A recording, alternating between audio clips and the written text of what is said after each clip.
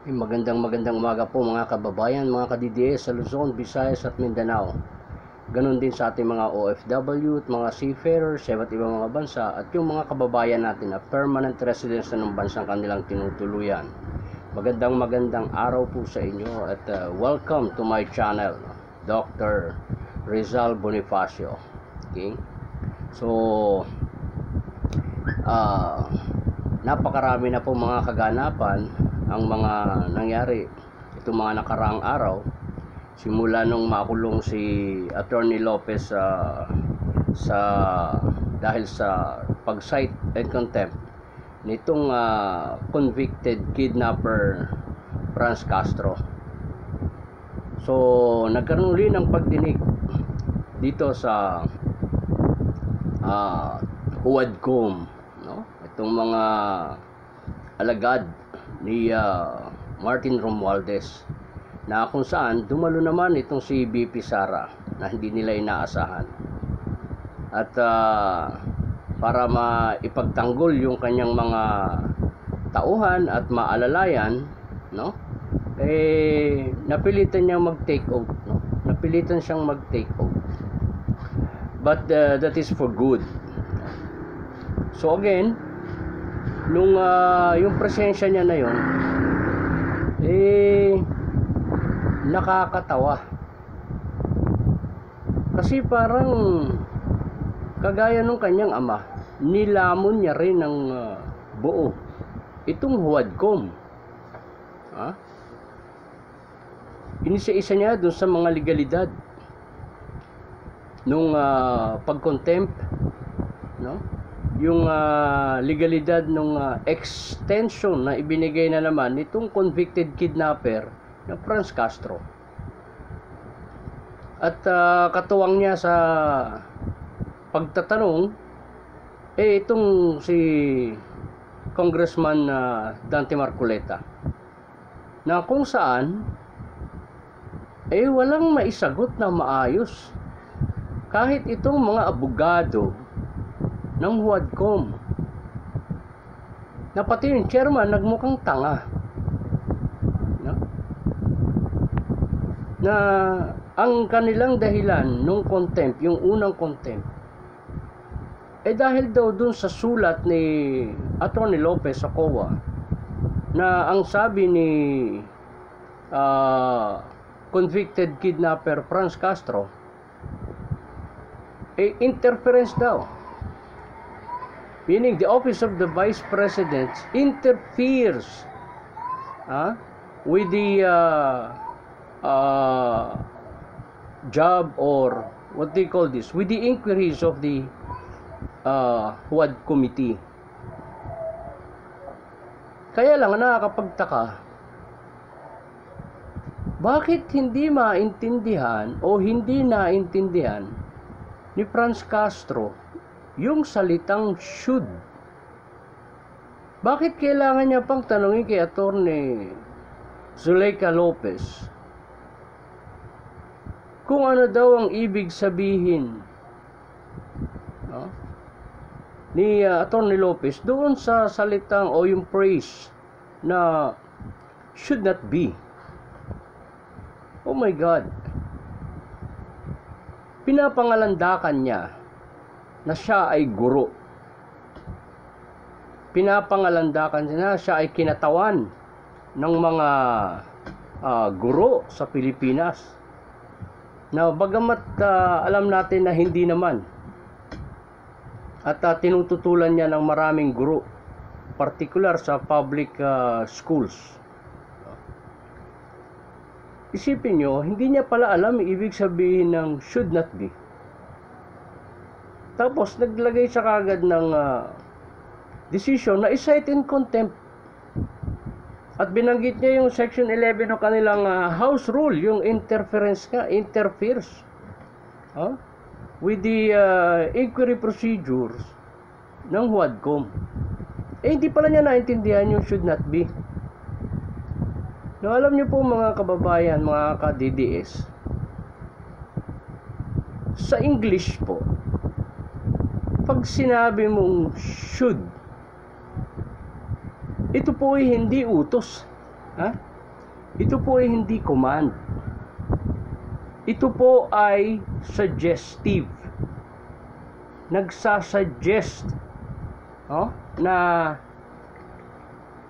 hindi dapat maglabas ng anumang uri ng dokumento ang COA sa kahilingan ng HUADCOM dahil ito ay labag sa separation of powers. At yan po ay alam ng COA. Kaya nga hindi naman agad nag-response ang COA dyan. No?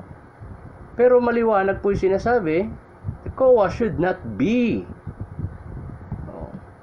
Hindi dapat mag-comply.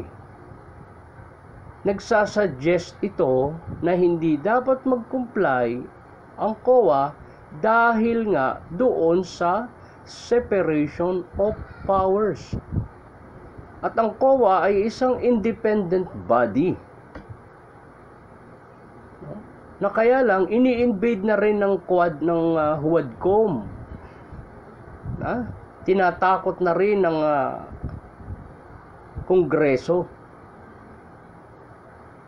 para lang masunod yung kanilang naratibo at yung utos ni Martin Romualdez.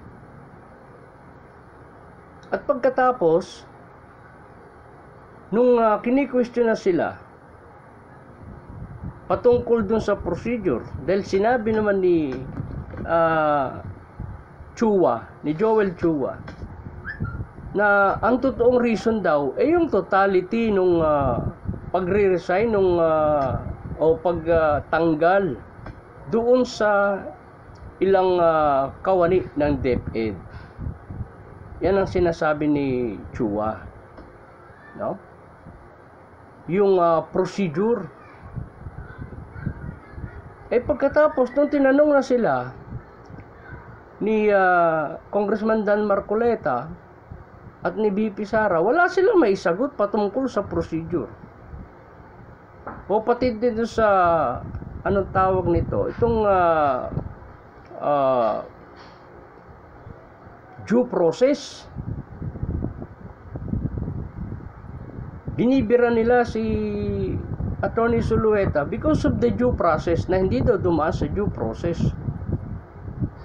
Yung pala, mga bobo at tanga pala naman sila. Hindi pala nila alam kung ano yung due process. Ang alam nilang due process, kapag hindi sumunod sa naratibo nila at hindi na ibigay yung gusto nilang isagot o hindi umaayon sa gusto nila, pwede nilang i-cite in contempt. Yun yung due process na alam nila. Pero pagdating dun sa dismissal ng mga empleyado, hindi pala nila alam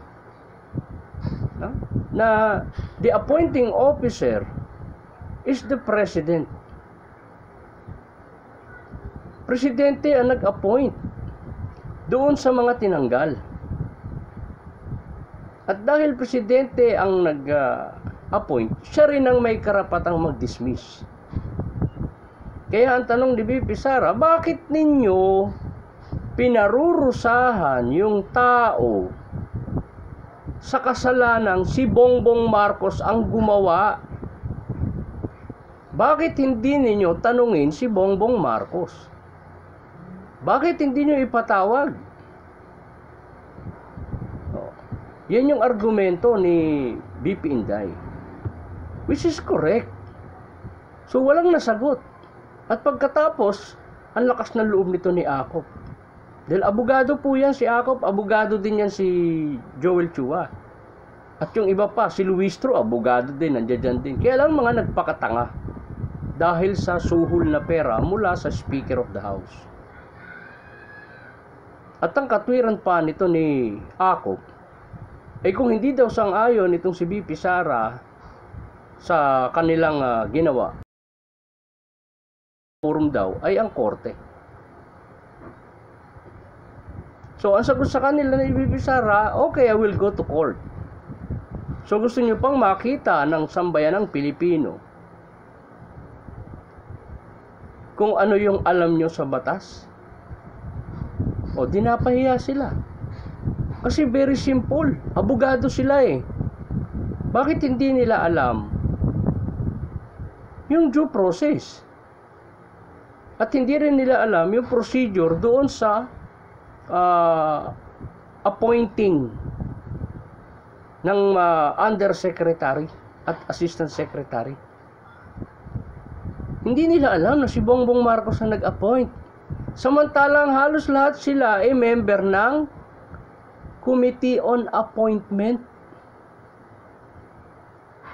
So maliwanag po ito ng pagpapakita ng kamangmangan, pagpapakita ng katangahan, pagpapakita ng kabobohan sa parte nitong mga nagmamayabang, nagmamarunong na huwadkom. At tinanong din sila ni Dante Marcoleta about due process sa kanyang sarili naman, na bakit na siya isang kongresista nakasapi ng ilang komisyon o komite sa Kongreso, bigla na lang inalis ng wala siyang kamalay-malay. Kaya kinikwestiyon niya, nasaan yung due process? Dahil bahagi ng due process ay yung pagbibigay ng notice. Yun ang tinutukoy niya. Part of the due process is the issuance of notice prior to dismissal or prior to the removal. Yun ang wala. So, hindi rin nila agad nasagot yun. Umiiwas sila pagdating sa legality, sa legalidad. Ayaw nila. Nangangahulugan lang na illegal yung kanilang ginagawa. Dahil umiiwas sila sa legal na mga tanong. At ginagamit nila yung ipinaliwanag nga sa kanila yung separation of powers. Tanong sila ng tanong patungkol sa 125 million noong 2022 pa. At pati yung 2023. Now, maliwanag po na noong 2022, ibinigay yung 125 million ni Bongbong Marcos kay BP Inday, December na. At ayon sa batas, kinakailangang ma-utilize yung budget bago dumating ang December 31. Batas ang nagsasabi niyan. At hindi rin alam yan ng Huwadkom. So hindi natin maintindihan anong klase mga kongresista to. Paano na ilagay itong mga hayop na ito dyan sa Kongreso na hindi pala nila alam? Ang tatagal na nila dyan. Hindi pa nila alam yung mga simpleng bagay. 2023, inumpisa na nilang bakbakin si BP Sara. Hindi pala nila alam yung ganong klase na may nakasaad pala sa batas na kinakailangan ma-utilize yung budget before the end of December 31. So, kaya pumasok yung 11 days. Now, ano pa? Yung issue ng 125, iyan po ay nakalagay na sa korte. Nakapetisyon na yan, o meron na nag-file, kini-question yan sa Supreme Court. Kaya lang ang Supreme Court until now ayaw magbigay ng desisyon. Ayaw magbigay ng ruling kasi naninimbang sila dahil sasabit si Bongbong Marcos. Dahil ang question dito is the constitutionality of the transfer of funds. from the office of the President to the office of the OBP, of the Vice President, and the DepEd. So yan po yung malaking tanong. At ayon doon sa separation of powers,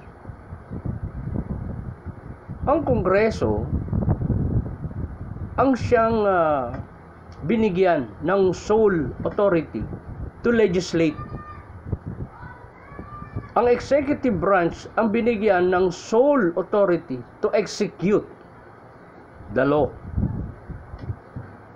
At ang judiciary ang binigyan ng sole authority for any settlement of any issues. At sinasabi doon, in due respect, hindi pwedeng pakialaman ng Kongreso ang independence ng judiciary. Therefore, since na yung 125 million ay nakasalang sa korte, hindi dapat ito pinakikialaman ng Kongreso. Una po yan. Pangalawa, sa separation of powers pa rin. Ang Kongreso under Article 6 may kapangyarihan to investigate lahat ng departamento ng gobyerno. Meron. But in aid of legislation. Now, para makagawa ka ng batas, and according to Dan Marcoleta, hindi pwedeng isang ahensya lang o isang opisina lang yung ipapatawag mo. Kagaya po ng mga sinasabi ko sa mga live ko sa TikTok before. Paano ka gagawa ng isang batas na patungkol lang sa OBP? And the rest, wala na. Ang pinag-uusapan, confidential fund and intelligence fund. Ang dami pong meron yan. Meron ng OP. Meron ng Office of the President, meron ng AFP through ISAP, meron ng PNP through CIDG, meron ng NICA, meron ng NBI, meron ng DOJ, meron ng Bucor, meron ng Speaker of the House, at pati ang mga local government units meron din. So, kung ang gusto ng Kongreso nitong HUADCOM ay makagawa ng isang lehitimong batas patungkol dyan sa confidential and intelligence funds, dapat sinusomo nila lahat nitong mga tao na ito. Lahat ng mga opisina na may kinalaman dyan sa CIF. Pero nagtataka nga, bakit simula 2023, bakit OBP lang? So, ito yung sinasabi dun sa separation of powers. Na hindi ka pwedeng mag-cross.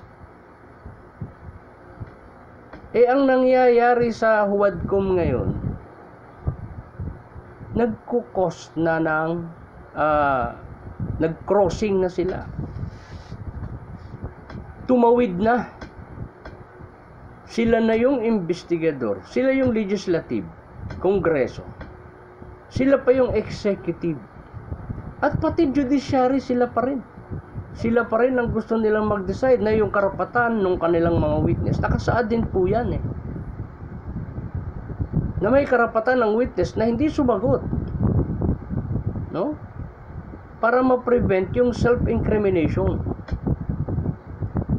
Kaya lang, pag hindi sumunod sa gusto nila, pinipilit nila. At pati yung gamit nilang pagtatanong, gusto nila yes or no. Wala pong ganon. In aid of legislation yan So talagang nagko-crossover sila. Impermissibly, yun ang sabi po dun sa batas. Napaka liwanag yung ginagawa, no? Pagkatapos, tuloy-tuloy pa rin sila. So dahil ayaw patigil ni Tambaluslos eh. So ngayon ang naging issue, ito yung statement ni Inday dun sa kanyang video, na kung saan kausap niya si Princess Maui na nag-aalala sa kaligtasan nilang dalawa doon sa House of Congress o House of Representatives o House of Crocodiles pala, mas appropriate, na kung saan pati itong media, GMA7, TV5, ABS-CBN, pati na yung UNTV, itong mga broadsheets, no?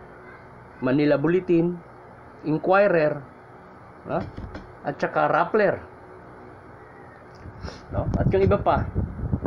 At para sa kalaman po ninyo mga kababayan, mga ka-DDS, ang Inquirer po ay pag-aari na po ng asawa ni Martin Romualdez. At ang ABS-CBN ay pag-aari na rin po ni Martin Romualdez mismo. So kaya ito yung ginagamit nilang mga tools. Bukod pa po yan doon sa RMTV, bukod pa po yan doon sa platform nila, yung sa SOCMED nila na Pilipinas Today, no? Tapos yung What a Fact, no? Kanya rin po yan. So ito yung mga ginamit para lituhin at palabasing nagbabanta si Inday Sara, na kung saan pinuputol nitong mga hayop na mga media na to yung video. Hindi nila ipinapakita yung kabuuan, at pati doon sa dyaryo hindi nila isinusulat yung kabuuan salita, na kung saan ang sabi ni BP Sara, huwag kayong mag-alala,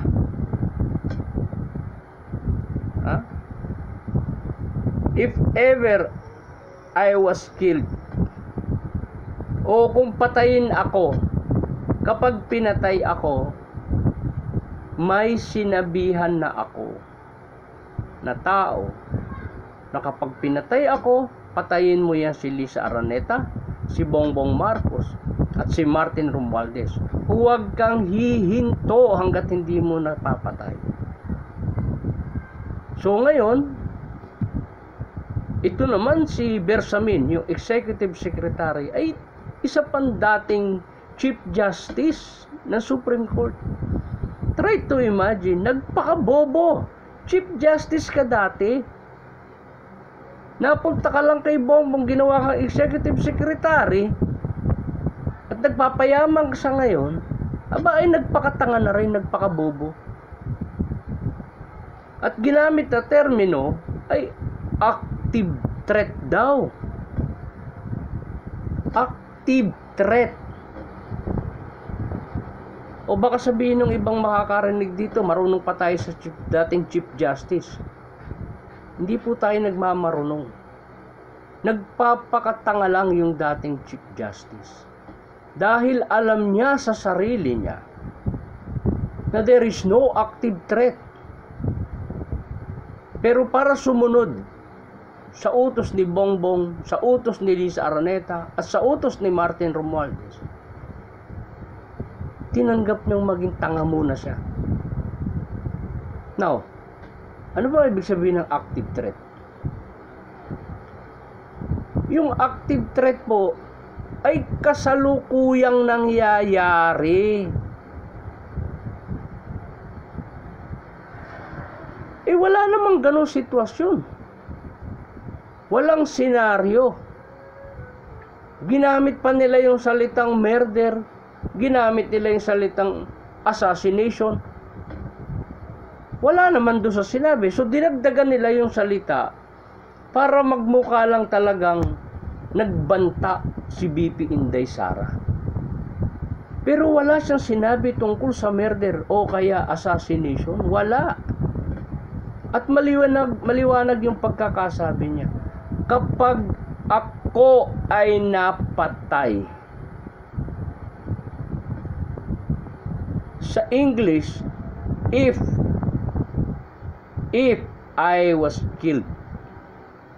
So meron sa grammar sa English, kaya nga nakakatawa itong si Bersamin.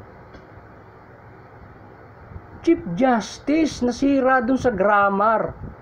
Ginaya niya yung utak, bumaba siya sa level ni Dan Fernandez.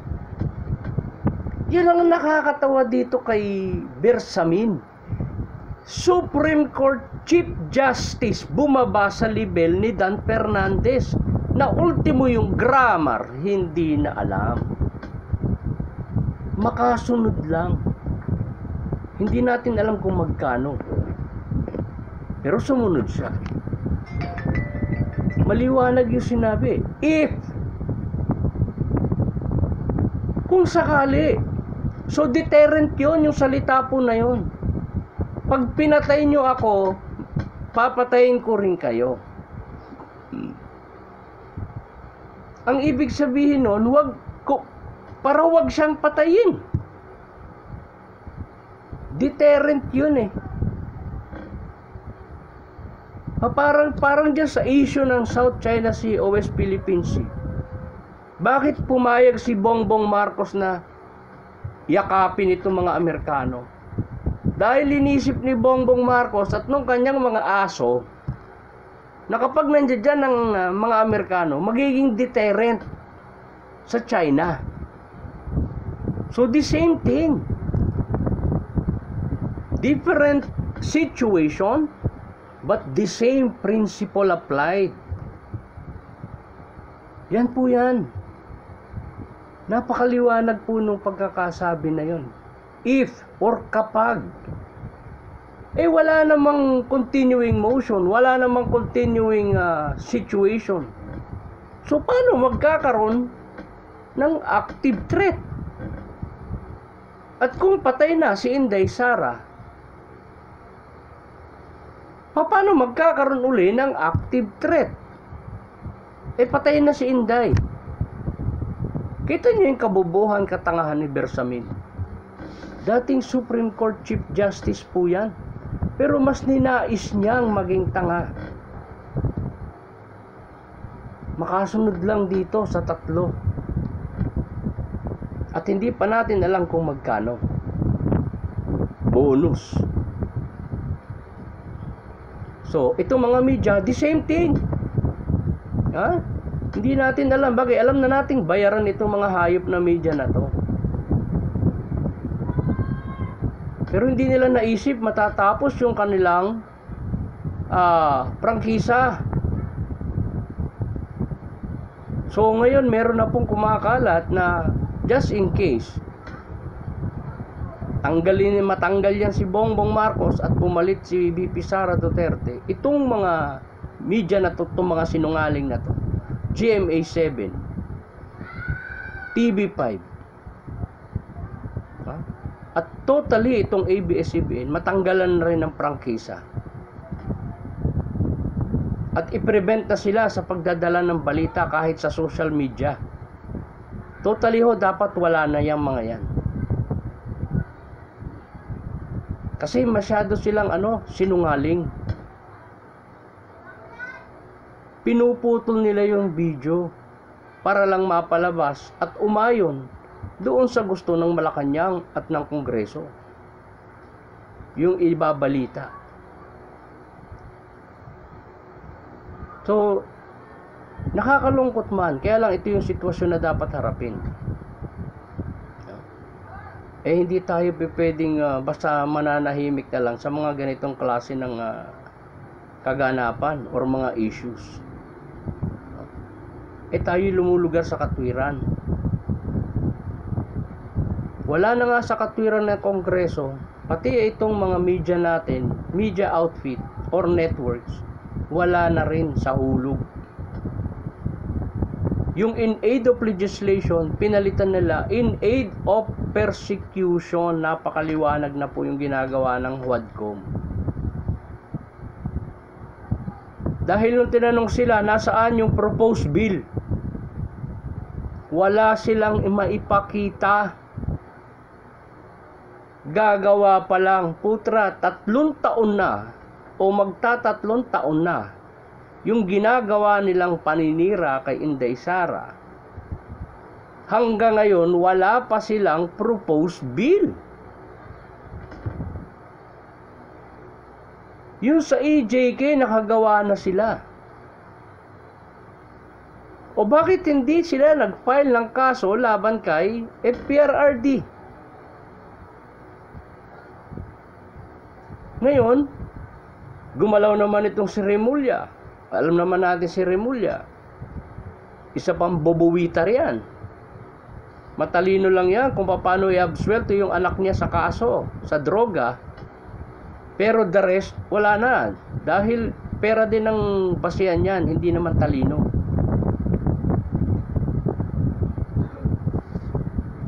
Pinasasabina na sa NBI si Inday Sara o isa pa yun, Santiago. Abogado din yun. Nagpaka-abogago rin. Ang dami pong nagiging tanga ngayon. Sa totoo lang. Dahil sinimulan ng tangang Pangulo. Hanggang doon sa mga departamento pababa. Nagpapakatanga, nagpapakagago. So kaya nakakalungkot, itong bansa natin wala na. Tulad ngayon, sa kasagsagan ng problema na yan, naglabas si Bongbong Marcos ng kanyang live daw sa FB. O ilan lang ang nanood? Ha? Doon sa live niya ilang nanood? 3,000 lang. Samantalang si Inday Sara, nag-live? Nung sinabi niya yung kung siya ipapatayin. Umabot po ng 10 milyon. Si FPRRD nung nag-live, patungkol din dyan. Doon sa press con. Umabot po ng 14 milyones. Ngayon, para hindi mapahiya, alam nyo kung anong ginawa ng PCO o yung Presidential Communications Office? Sinabihan itong mga sa Facebook na tanggalin yung ranking. Pahiya sila dahil walang nanood masyado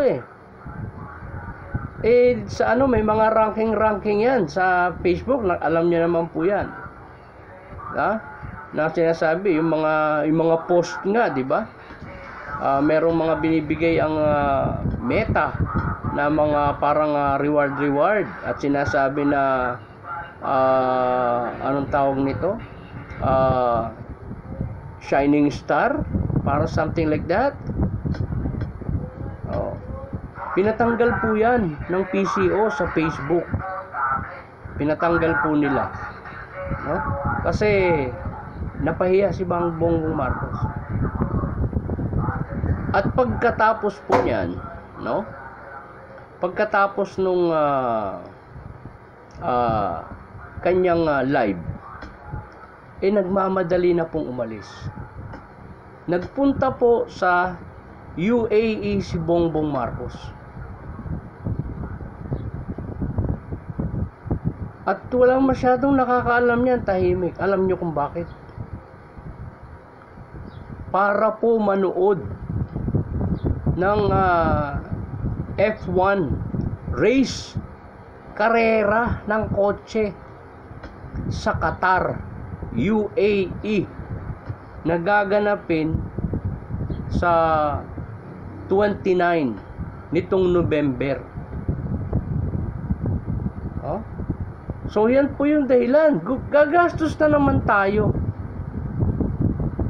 Gagastos na naman tayo para sa luho ni Bongbong Marcos na manood lang ng car racing sa Qatar. At inaabatan niya na sana hindi siya mahuli doon sa opening. Kaya po nagmamadaling pumunta ng UAE para hindi siya mahuli sa opening. Tignan niyo yung ginagawa ni Bongbong Marcos. Parang hindi pangulo talaga. Hindi siya nagpapalakad talaga. Basta siya figurative. No? Pasyal dito, pasyal doon. Tapos ay sasabihin magtipid. Bawal daw ang waldas. Wala na ho sa katinuan si Bongbong Marcos. Marahil ay dala na rin ng epekto o side effect sa kanyang utak. Bukod yung kanyang physical, yung mga physical effects, no? Nitong paggamit ng cocaine. Wala na po talaga. Hindi na siya makapag-isip ng tama. Kita nyo naman, kapag nagsasalita siya impromptu, lalo't walang script, kita nyo naman, diba? Paano yung glitch? Tapos, wala.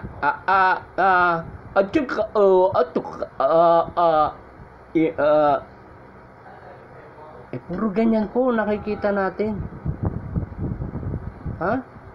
Mga walang sense na salita. Kita niyo yung sinabi niya dun sa palay? Mabuti na lang kami naka-harvest na, katatanim lang. Di ba?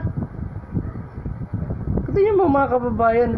Tapos hindi yan hindi yan pinapansin ng mga bayarang media. Bawal. Buti nga merong nagbibideo na ilalabas yung mga katangahan niya. Pero kung iaasa natin sa GMA7, ABS-CBN, TV5, Inquirer, o kung ano pa, UNTV, wala tayong maasahan yan. Yung sokmed nga ni Romualdez, hindi yan nagkikerry niyan eh. Yung mga katangahan ni Bongbong Marcos, hindi, ang dami na, di ba? Nasira yung barko, kaya bumaha sa buong Luzon. Flood control. Ano sumunod? Kamot ang ulo. Hindi ko na alam kung anong gagawin ko. Ano bang gagawin natin? Kamot ang ulo. Huwag muna tayong pumasok kasi brown out. Hintayin natin magkailaw. Putang ina, kailan ka pa pupunta para sagipin yung tao? Huwag muna tayong pumasok sa Region 1, Region 2 kasi parating pa lang naman yung bagyo. Putang, Diyos ko naman, di ba? Sabi na Sambuangueño, Chingabunana. Chingabunana talaga. Ang dami niyang mga kapalpakan po talagang pinagsasasabi. Ang dami. Pero lahat po yan, anihin nila. Sinasabi niyang nakaharvest na, katatanim lang. Siya ngayon, ang dami niyang tinanim. Malapit niya nang anihin. Kikita niyo, pinapakita lang yung katangahan niya. Wala siyang alam sa palay. So ngayon, itong media, doon sila, i-interviewin nila si Inday Sara. Ito nakakaasar dito sa mga media na to. Makikita mo doon sa interview yung mga mic ng GMA7, ABS-CBN, TV5. Makikita mo nandun doon. No? Net25, UNTV. Makikita mo yung mga microphone nila. May mga pangalan naman kasi. Pero hindi nila inaayos yung pagre-report. Pinuputol-putol. Pinuputol-putol para tumugma doon sa gusto ng Malacanang na palabasing masama si Inday Sara. Kaya dapat po talaga pagka napalitan na ang gobyerno natin, huwag nang baguhin yung mga prangkisa nitong mga network na to. Pati yung mga broadsheet. Hayaan na lang yung TV4. Yan na lang. Sila wala na. No? Tanggalin na yung mga yan. Tapusin na yung mga prangkisa ng mga yan. Bahala sila kung sa social media meron pang manunod sa kanila. Siguro meron pa naman. Pero ayos lang. Kita nyo, ang ABS-CBN patuloy na bumabagsak. Oh. Kaya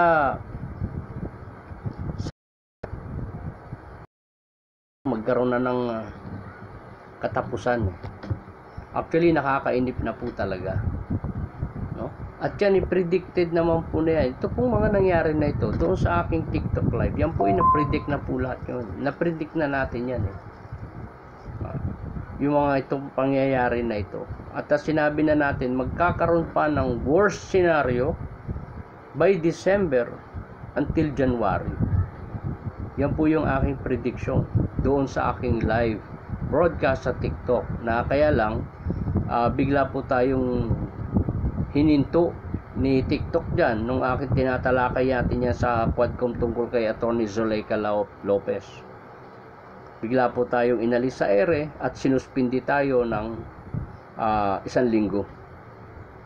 So hindi natin alam, walang ibang reason, wala akong ibinigay na reason si TikTok, basta in-stop tayo tapos suspended kagad. So ang alam po natin dyan ay merong nag-report sa atin at tumawag kagad sa TikTok, no? Alam natin na merong agreement ang Presidential Communications Office sa mga major social media companies dito sa Pilipinas. Kagaya ng TikTok, meron na silang agreement. Ang Facebook, Facebook Meta, Messenger, Twitter, no? Tsaka Instagram. So yan po yung kanilang mga yan yung mga social media platforms na kinausap ng Presidential Communications Office para ma-prevent yung further destruction. Kaya lang, hindi naman tayo pwedeng huminto. Pati pala itong YouTube kasama po. No? So kaya lang, hindi tayo pwedeng huminto. Kasi karapatan natin ito kahit na nga unconstitutional yung ginagawa nila at wala tayong magawa sa kasalukuyan, darating din po yung panahon, no, na we will prevail. Darating yung karma sa kanila. At sabi ko nga, pag nangyari po yan,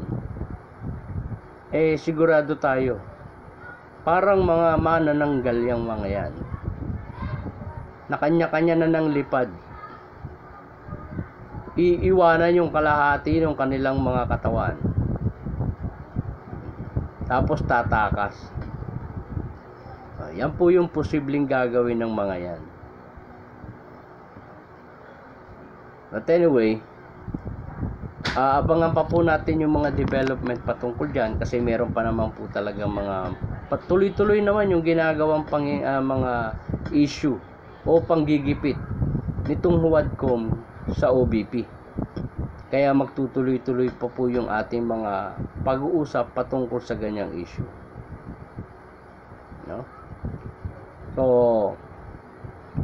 isisingit ko lang ngayon itong tungkol sa issue ng bigas, dahil ito rin yung pinangako ni Bongbong Marcos. So sumabray na siya dun sa kanya pangako na 20 pesos per kilo. So ngayon, isa sa naging resolve yung nagpauto siya sa mga oligarchs. Nagpauto si Marcos sa mga importers. Kaya ginawa niya yung Executive Number 62, na kung saan ibinaba pa niya yung tariff from 35% to 15%. At noon pa, sinabi ko na po na ang makikinabang lang dyan ay itong mga importers at hindi tayo. At yan po ay nangyari. Hindi bumaba ang presyo ng bigas, pero lumaki ang kita ng mga importers, kasi bumaba yung tariff eh. From 35 to 15. So may 20% pa silang kinita. 20%. O malaki po yun, di ba? So ngayon nagpipiesta sila. So ito kung system ngayon. Umamin mismo ang Department of Agriculture na yung Executive Order number 62 ay hindi kapaki-pakinabang sa mamamayan. At pati si Stella Kimbobo na congressman ng 2nd District ng Marikina, aba umayon. Pati si Joey Salceda ng Albay, aba umayon. No? Hindi natin alam ano kayang diskarte ni Joey Salceda ng Albay at nitong si Stella Kimbo ng Marikina, no? Bakit bigla silang umayon? No? So maliwanag, inamin po ng Department of Agriculture na halos walang epekto yung pagbaba ng tariff doon sa presyo ng bigas. Kasi sentimo lang eh. Oh. Ang average na bili ng bigas, presyo per kilo, yung in-import po, nasa 50 pesos and 68 centavos. Maximum of 51 pesos. So, paano ngayon ibababa? Doon po sa mga tinalakay kong patungkol dyan sa issue ng bigas at yung importation yan mula sa India, sa Vietnam at Pakistan, maliwanag po na hindi talaga bababa ang presyo kahit ibaba pa yung tariff. So talagang inamin nila, pumabor lang. Yung executive order ni Bongbong, pumabor lang sa mga importers. Ngayon, ang tanong linya yan, sino nagkakaroon? Di po ba? Oh. Ano yan eh? Ang una, sa side ni Bongbong Marcos, maliwanag, uto-uto. Nagpa-uto. Si Bongbong Marcos sa sulsul nung kanyang mga sulsultant na mga oligarko at mga importers. Ipinaglaban pa niya sa Korte Suprema, hindi nga niya sinasagot ang Korte Suprema. O ngayon palpak naman talaga, wala. Ultimo DA na nagsabi, o sekretary niya na yun. Kahit matinong tao, pag napasama kay Bongbong, nagiging gago. Napapasama, napapahamak. Kaya yung iba nagsialis na, hindi na nila tinagal, hindi na sila nakatagal. Kasi ayaw na nilang masirapan lalo yung kanilang mga pangalan. So may mga nagtsatsaga pa. No? Pero nakakalungkot lang na sandamukal na yung nawawalang pera sa atin dahil sa korupsyon. Ganito pa yung uri ng pamamahala na ibinibigay sa atin. At pagkatapos, andiyan pa, minamanipulate pa yung kongreso at yung mga kongresista naman na buhaya, naghahari mo na sa bagay, milyon-milyon yung ibinibigay sa kanila kada meeting eh. Kada hearing po yan, may, I think 1 million kada hearing. At meron tayong rumors na narinig, no, na although unverified, kaya lang na yung ang instruction kung sino man na makakapagpa-contempt sa sino man sa matataas na tauhan ng OBP, bibigyan ng reward na 1 million. So kaya pala inisip lang natin yan, ikinontempt ni Franz Castro, nitong convicted kidnapper, At kung makikita nyo sa video, yung during the recess, lumapit siya kay Akop at hinawakan niya si Akop, nagsayaw-sayaw, tuwan-tuwa. Marahil dahil dun sa reward. May 1 million na naman siya. Tapos ito namang mga kamatayan black, no? Nakita natin yung video ni Lisa Masa. Puro na lang daw bangayan, awayan. Tapos biglang sabi, impeach Sara. Dapat nang ma-impeach si Sara. Diba? Hindi na sila ngayon anti-Marcos, di ba? For 50 years, yung mga grupo na yan ay anti-Marcos. Ba, pagkatapos ngayon, because they were weaponized with money, hindi na sila anti-Marcos, pro-Marcos na sila, no? So, kaya si Lisa Masa lalaki ng lalaki yan, hanggang sa sumabog na lang yung tiyan niya, yung katawan, namamagana siya eh. Pero alalahanin nila, pag nakabalik ang mga Duterte, tapos na po lahat yan. Tapos na po lahat yung mga yan. Dahil isa-isa na po silang pupulutin. Dahil identified na sila. So sa ngayon, hindi pa sila ginagalaw dahil bobo pa yung ating AFP chief. Isa pa yan na problema natin, no? So nagtulong na yung AFP tsaka yung AFP chief at itong PNP chief nagtuwang na sila para tanggalan ng gwardiya o security si BP Inday Sara.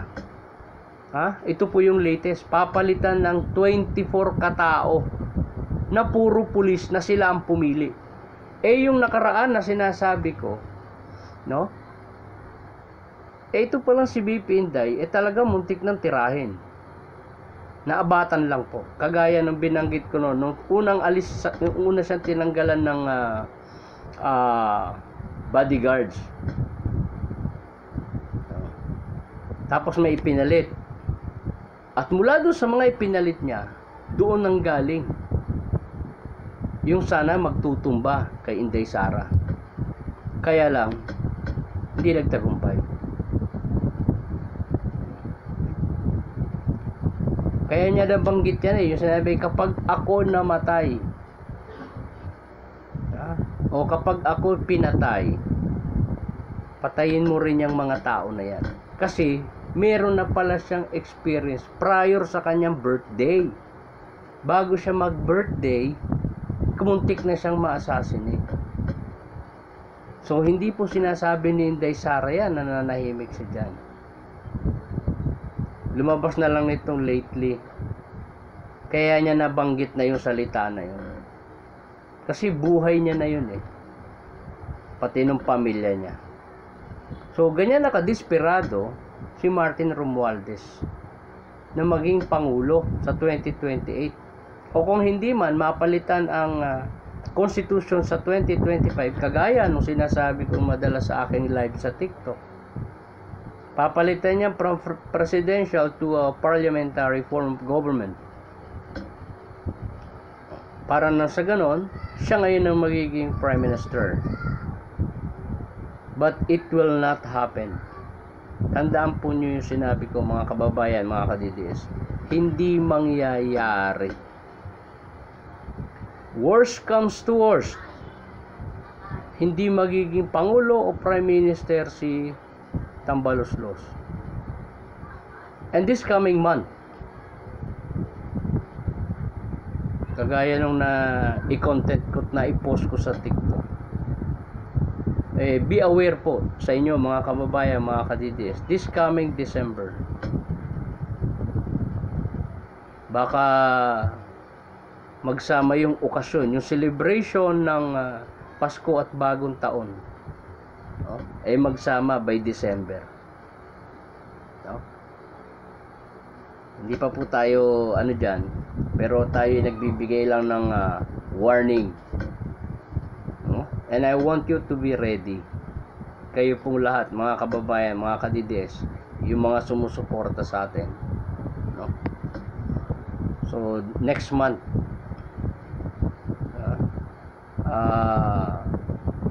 I hope walang gulo. I hope walang gulo, no? Pero hirap na po talaga ang bayan. Talamak na. Kailangan na pong kalusin itong mga ito.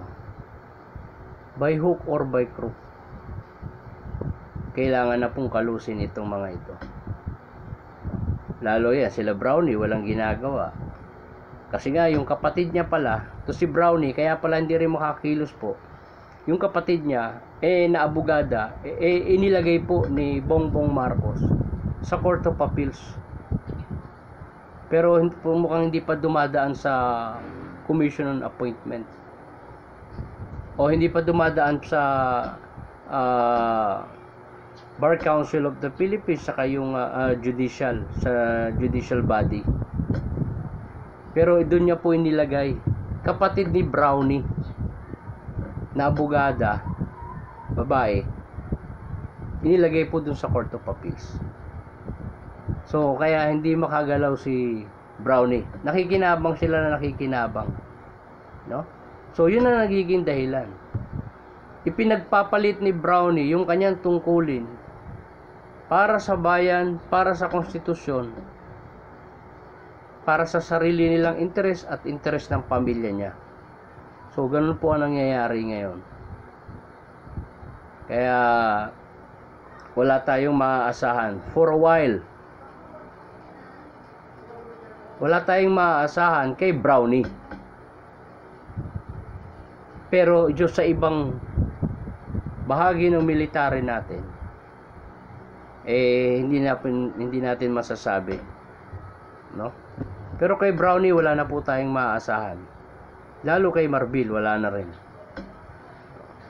Pero by the time na bumaligtad ang sitwasyon, palagay ko dapat na silang umalis ng Pilipinas para magtago, o kaya tumalon sila sa West Philippine Sea.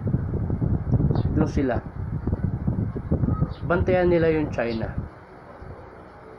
Pwede naman sila magdala ng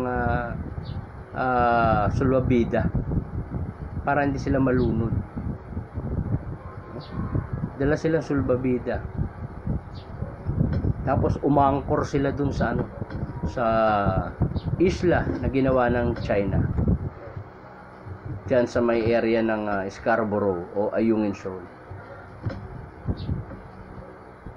So again, mga kababayan, pansamantala, tatapusin po muna natin ulit itong ating diskusyon. Maraming salamat po sa mga magsasubscribe. Maraming salamat sa inyo. Yung mga nag-subscribe na ng mga followers ko sa TikTok, thank you so much po sa inyo sa pag-response, no? Kahit iilan po kayo, napakalaking bagay po sa akin yan. So nagpapasalamat ako sa lahat ng mga followers ko sa TikTok na nag-subscribe sa akin dito sa YouTube channel ko. Thank you so much. At least alam ko kung sino yung talagang nakasubaybay ng gusto sa atin. Hindi yung nagpaparami lang din ng anong tawag nito, nagpaparami ng mga likes, nagpaparami ng followers, ano? So thank you so much. Again, magpapaalam na po muna tayo pansamantala, no? At tayo gagawa uli ng panibagong video at i-upload natin dito sa YouTube. Okay, so thank you so much, no? Maraming salamat po. God bless po sa inyong lahat.